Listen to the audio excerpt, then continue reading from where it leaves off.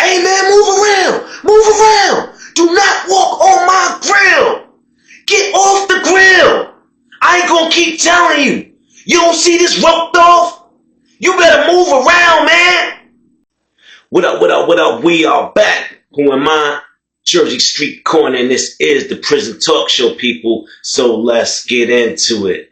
Alright, now, I got a great story for y'all today. But first, let me break down some more prison politics for y'all.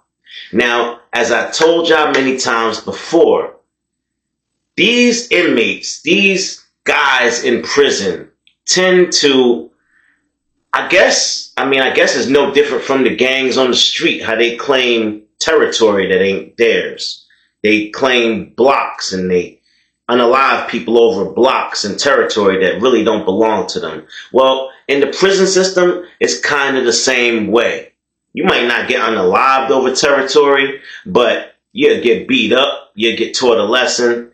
Now, it's just like I told you, certain gangs control a certain corner of the yard, or certain gangs control a whole block, or stores, can only be ran by gangs and people with ties, different things like that. Now, everything in prison is a hustle. You have to have a hustle. If you don't have a hustle, you're not going to survive. So if you came in there and you know how to draw a little bit, you can make cards. It's a lot of holidays. People will pay you to draw cards for them. Or if you got nice handwriting, people might even pay you to write letters for them. If you know how to cut hair, of course, that's a big one. You're going to get paid.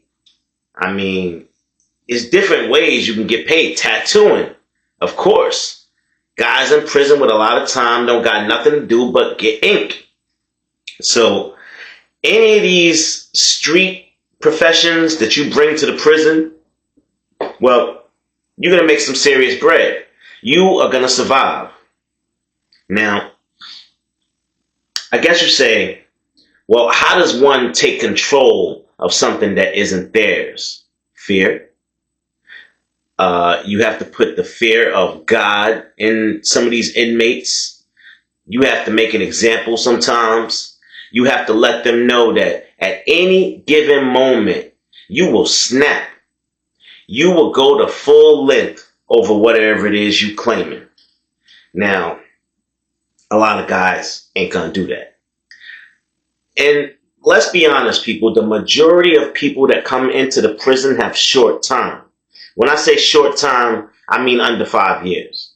Now, if you in a tank with a whole bunch of jokers that got 15 or better, and you short time, between 2 and 5 years, for one, you're going to want to get yourself up out of that tank as soon as possible, because you're going to get in trouble. They are going to try everything in the book to keep you there just a little longer, because people with a lot of time hate short timers. Misery loves company. They will want to fight you, rob you, do any and everything possible, unless you just happen to be a gang member and you come in there on that timing. Then it is what it is. Your gang gonna have to rep for you. Excuse me. But most of the time, y'all, people that come into prison got a 3 or 4 or 5 year, sentence to do. And they try and take it easy, because with numbers that low from the rip when you come in there, if you ain't on no bullshit, you could be possibly getting out of there, very soon. Even on a 5-year flat or a 4-year flat, you could get home in 9 to 12 months on a 4 flat. Think about that. You have a whole shitload of parole to do, but you'd rather do that time on the street than in prison. That's another thing too, people. A lot of people don't realize when you go home and you're on parole, pretty much you're still locked up. You are still serving your sentence. At any given time, you commit a crime, you just broke the parole guidelines, and you're going back with new charges. And you're going back to finish your sentence too. They're going to put you back in there to finish that back number, and then you're going to start your new sentence for whatever you got cased up for. So think about that too, YNs. When y'all get parole, y'all get happy, and first thing y'all do is go hit a lick or go smoke some bud or do whatever it is that you used to do. When you catch that street charge, because that's what it is, you will be going back. And something as small as smoking marijuana will send you back to prison. Now, let's get into this story, y'all. Now, this story is about a guy named Ricky Ray. He was one of the prison chefs, and he did not play about his grill. You know how when a chef will say, "Don't play in my kitchen. Do not play in my kitchen." A real chef, excuse me, he not going to let you mess his pots and pans up, burning them up. If you don't know how to cook, get up out the kitchen. And, you know, Ricky Ray, he was real tough. You couldn't work in the kitchen under him if you ain't know what you was doing. He'd get you fired in a heartbeat. No disrespect, no hard feelings, but I don't play about my kitchen, brother. That's just that. If that food going out there to that mess hall, I'm putting my name on it. They gonna be looking at me like, why it's so nasty? Nah, it gotta have the right amount of salt. You can't just be shaking salt on there like that. You gotta sprinkle the salt. Now, Ricky Ray, he did his thing in the cafeteria morning, noon, and night. 3 shifts a day, y'all. He in there slaving, banging the meals out. He feeding the whole prison, y'all. He the main chef back there. Now, Ricky Ray got access to all the food. So, y'all already know that's his hustle. That's how he make bread. He go back to his pod. He get orders. He get orders from other pods. And based on his orders, he just steal food from the kitchen. And it's not really stealing, I guess, because the CEOs know what he doing. They let him. Well, ain't no way in hell you getting out with chicken breast, hamburger patties, hot dogs, you name it, pancakes, whatever he wanted, he was grabbing. And based on what the prison brought in that week, what his menu was. So everything went for 5 packs of miles. For 5 pack of Black and Miles, you can get you 1 hamburger or a chicken sandwich, or he'll give you 2 hot dogs for the 5 packs because the hot dogs are normally smaller. Pancakes, he'll give you the pancakes if you want with boiled eggs, if you want a morning tray. It varied. Whatever came into prison is what he sold. And he made a lot of money doing that. Now, he was a connoisseur, y'all. If you wanted a chicken cutlet sandwich, here's still the breaded chicken. And he'll get the mayonnaise packets. Here's still the lettuce and tomato. All that. The onions, fresh, slice everything up.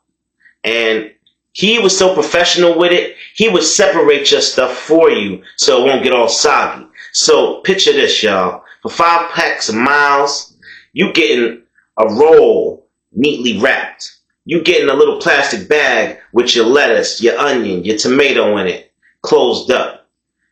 You getting the chicken patty wrapped in foil, cold, with the mayonnaise and ketchup packets on the side with a little spork and plastic knife.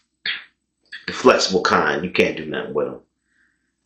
Now, all of that, he'll have it all in one bag with your name on it. Now, he counting up all his miles. It was easy a week. A week. He was getting out 50 orders a week. Easy. So, Black and Miles, that was money. That was just as good as having paper money. Because you could buy almost anything in the prison with Black and Miles. Now, not like if you're going to try and buy a cell phone or something. Ain't nobody taking $2,500 worth of Black and Miles. But if you wanted to buy a pair of boots off somebody, you needed a haircut, you want to buy, buy into a game, you want to gamble. Black and Miles was the biggest. Now, I don't know about now. I'm hearing that they took smoking out of the prisons, which really sucks. They must be trying to get inmates to go nuts in there. Because if I was in there and I couldn't smoke, man, I literally would lose my mind. I would end up in lockup and be even in worse situation. I wouldn't even have a chance to get a smoke here and there from a CO or somebody sneak me one. But that's crazy that they don't let them smoke in the prison no more. That's wrong, y'all. That's just wrong. Now, anyway, so he would have all those Black and Milds. His locker would be stacked. And he was selling, which was smart. He was playing the long game. He'd sell the food, get the miles. Then he'd sit on the miles till everybody run out of miles and commissary and this and that. And then he doing the 1 for 2. He keeping it simple, y'all. He not trying to beat people over the head. He doing the 1 for 2. Give me 2 packs back, man. Just that's all. I ain't gonna beat you over the head for 3. Just give me 2 packs back, and we straight, homie. And it worked for him. He was doubling them miles up. Now it came time to the point where if he want, he could sell whole cases. It was, I believe it's 10 packs of miles come in one box. So now he's selling wholesale prices a little bit cheaper, that he could afford to sell it cheaper than the commissary now. So they don't got to go to commissary. They can buy it straight from him. And that's where he get the cash, y'all. Now, for a 10-pack, he would only accept cash. $20 to the Cash App, and you got it. That's $2 a pack. You know how much Black and Milds are right now? I still smoke them to this day, y'all.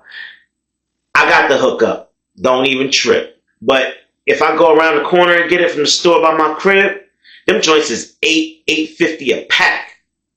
I still get the 10 packs for $55. Inflation is a month effort. But, hey, it is what it is.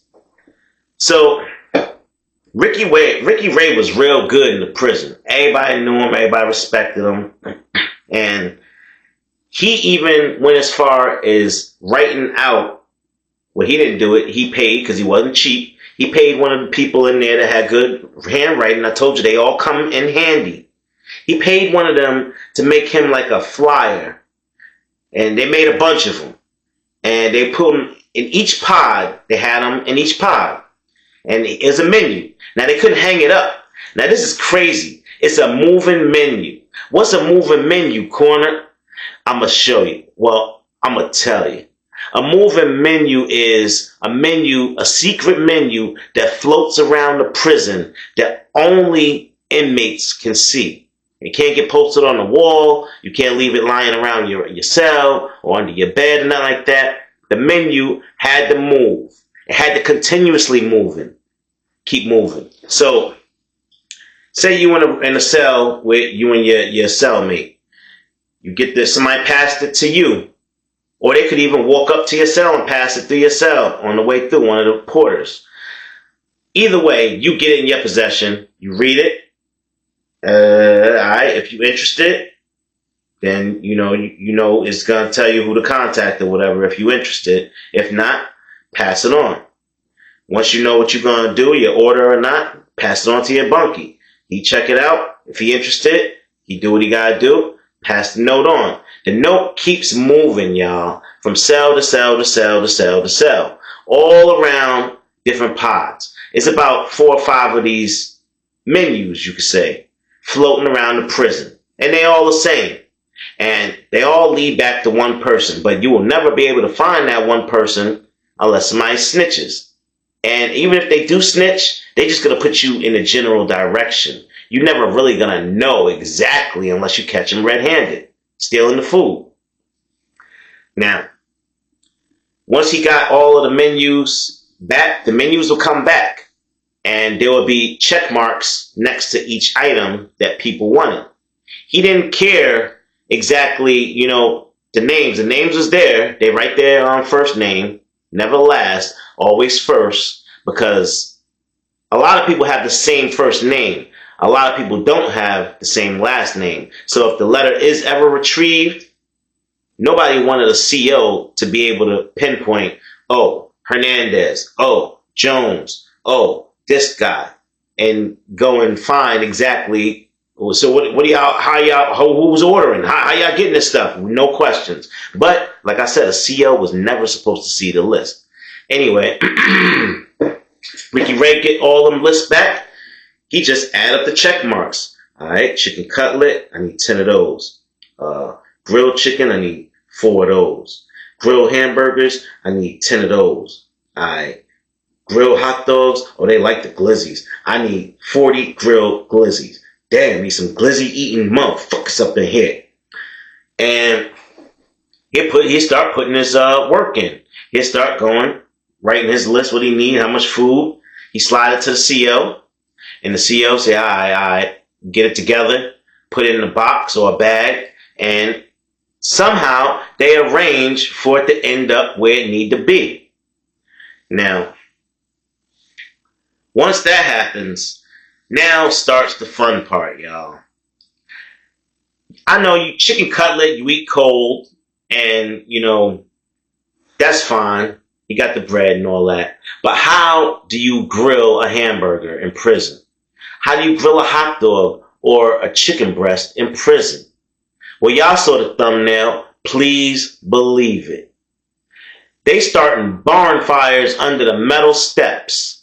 That's right, y'all. Now, me personally, I always opted out. Nah, I'm not with the grill and the list and all that. I mess with the chicken cutlet joint. I mess with that. As long as I believe you clean and your hands clean, etc., etc. I mess with the cold chicken cutlet. Give me that. But that grill stuff, nah, my boy. I don't want any part of whatever is coming off of that grill.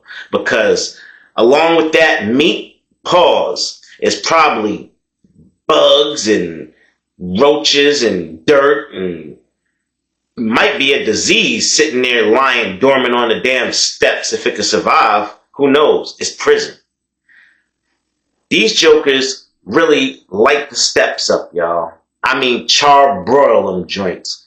Smashing the patties down on the steps and everything, getting all in them crevices. Flipping them over, rolling the dogs on them. These joints got grill marks on them. They look good. It smell good as hell. But you gotta be strong-minded, people. You gotta know that, if it's being cooked on the steps, this cannot be good for my health.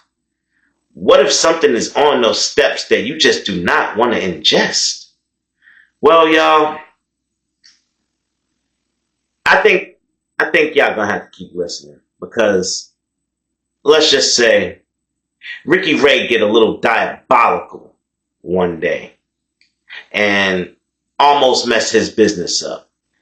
Now, Ricky Ray in there grilling his ass off, y'all. He in there chefing it up, flipping them, rolling. He doing his damn thing. He almost done with his orders. Because he does them by pod. I can't give y'all the whole breakdown of how he separates the orders and gets them over there with the first names and all of that. That's as much as I can tell you about that. Because that practice probably is still in action today with a different CEO and a different chef, etc. But anyway, Ricky Ray is doing his thing. Now, like I said, he almost done with his orders. Is a guy named Jackson that he broke his hell, and he always begging. He always begging Ricky for a free burger. And every now and then, Ricky be like, look, man, I make too much money on them burgers. I'll give you one hot dog, man. I know you hungry. I'll give you one hot dog. That's all I'm doing for you. And he won't even do that all the time. Because, this guy, Jackson, he just begs and begs and begs. Ricky cooking every day. And every day, Jackson smell it. His cell is right there near the steps where Ricky be cooking at. Now, Jackson, he ain't no snitch. He ain't no punk. He's a regular guy. He's just broke and hungry. And pissed off. So, he go out the wreck, and he like, man, I'm just going to go walk. I'm just going to go walk the yard, bump it. I won't think about how hungry I am if I walk. And as he's walking around the yard, Jackson see a big old pile of bird shit, y'all. Bird just dropped right there while he was walking. Almost got him. If he would have been walking a little faster, that shit would have ended up on his head. It was a whoosh, whoosh. It's all black and white and, nasty looking. So right away, Jackson said, you know what? I got something for him. I got something for Ricky Ray ass. He won't give me a burger, then nobody gonna get burgers, man. Bump that. Jackson took his foot and he stepped right in that bird shit. Then he took his other foot and he stepped that one right in the bird shit too. Smeared it all up in all of the creases, all in the bottom of his sole. He wanted to make sure he got it all over. Then he pretty much tiptoed back to the pod. He didn't want to walk on the ground too much. He was saving that. Walked in the pod, and he's still making a little bit of a mess. And people are like, hey man, you got something on you stepped to something, man. You got something on your boots, man. He went right over to them stairs, right in the middle, while the stairs was empty and still on fire. Ricky Ray was getting ready to throw his next round of meat paws on that grill/step. Jackson walked right on up each one of those steps, and he made sure to rub his soles in real good. Get it all in there. And it being that it's hot because of the fire, it's all melting right onto it immediately. And then he keep walking. Now, at this point, Ricky Ray is going nuts. Hey, man. Hey, what you doing, man? Get off them steps. Get off them steps. That's my grill. You is fucking up my grill. And Jackson like, hey, man, fuck you, man. I can't get a burger. I ain't good for one burger. And Jackson, he don't want to walk on the steps up after him. So, not Jackson, excuse me. Ricky Ray don't want to walk up the steps after Jackson. He like, man, wait till I catch you, man. Wait till I get you. Wait till I get you, man. You just messed me up. Now, Ricky Ray's standing there. He looking at the grill and he see all this goopy white and black stuff just dripping into the fire off of the bottom of the steps. Just like dripping slow like snot. And he like, man, Ricky Ray just grabbed a whole stick of butter, threw it on them steps, smeared it all over with the spatula, and he threw that meat right on top of that bird shit, y'all. I told y'all that's why I will not eat food cooked on the steps. I don't think anybody should eat it, but like I said, this is prison, y'all. It's not a real place. Remember that. So he went ahead and served that batch up, and it just so happened that batch ended up going to C-Pod. So nobody said nothing about it. They didn't even notice it. But I told y'all, C-Pod is where all them booty bandits and pedophiles and PC people are. So nobody really cared that it was going over there anyway. And that's the only reason he didn't mess his business up. Because the few people that saw what happened, they kept their mouth shut because it didn't affect nobody else in the prison but C-Pod. So I just thought I'd share that story with y'all. That, we had grilled hamburgers, hot dogs, and grilled chicken in prison. If your stomach was made of steel, you think you could have ate one of those?